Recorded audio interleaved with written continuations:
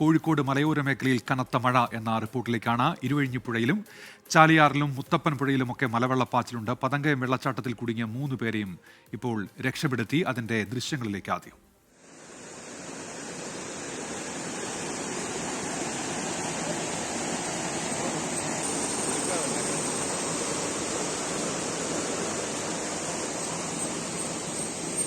രാഹുൽ സുരേഷ് ഇപ്പോൾ കോഴിക്കോട് വിവരങ്ങൾ വായിച്ചിരുന്നുണ്ട്. രാഹുൽ, ഈ മലയോര മേഖലകളിൽ മഴ തുടരുന്നുണ്ടോ? എന്തൊക്കെയാണ് വിവരങ്ങൾ രാഹുൽ? ഉന്മേഷ, മഴ ഇപ്പോൾ ശമിച്ചിട്ടുണ്ട്. ഉച്ചയ്ക്ക് ശേഷമാണ് മുക്കം ഉൾപ്പെടുന്ന കോഴിക്കോടിന്റെ കിഴക്കൻ മലയോര മേഖലകളിൽ അതിശക്തമായ മഴ അനുഭവപ്പെട്ടത്. ഈ ഗ്രാമീണ മേഖലകളിൽ അല്പം മഴ കുറവാണെങ്കിലും വനമേഖലകളിൽ അതിശക്തമായ മഴയാണ് അനുഭവപ്പെട്ടത്. ഇതിന്റെ ഭാഗമായാണ് പുഴകളിൽ ഈ മലവെള്ളപ്പാച്ചിലുണ്ടായത്. പ്രധാനമായും ഇരവഞ്ഞിപ്പുഴയിലും ചാലിയാറിലുമാണ് ഈ മലവെള്ളപ്പാച്ചിലുണ്ടായത്. ഇരവഞ്ഞിപ്പുഴയുടെ ഭാഗമായിട്ടുള്ള പതങ്കയത്താണ് 3 വിനോദസഞ്ചാരികൾ കുടുങ്ങിയത്. ഇവർ മഞ്ചേരി സ്വദേശികളാണ്. അവിടെ നിന്നും വിനോദസഞ്ചാരത്തിന് എത്തിയപ്പോഴാണ് 3 പേർ പാറയുടെ മുകളിൽ കുടുങ്ങുന്ന സാഹചര്യം ഉണ്ടായത്.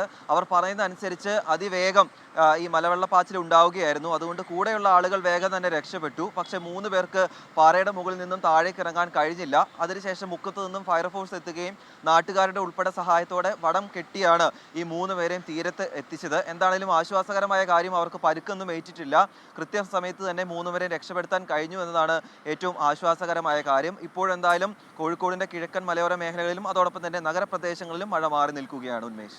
ശരി രാഹുൽ, നിലവിൽ മഴയില്ല. നേരത്തെ കനത്ത മഴയുണ്ടായിരുന്നു കോഴിക്കോടിന്റെ മലയോര മേഖലകളിൽ എന്നാണ് രാഹുൽ സുരേഷ് അറിയിക്കുന്നത്.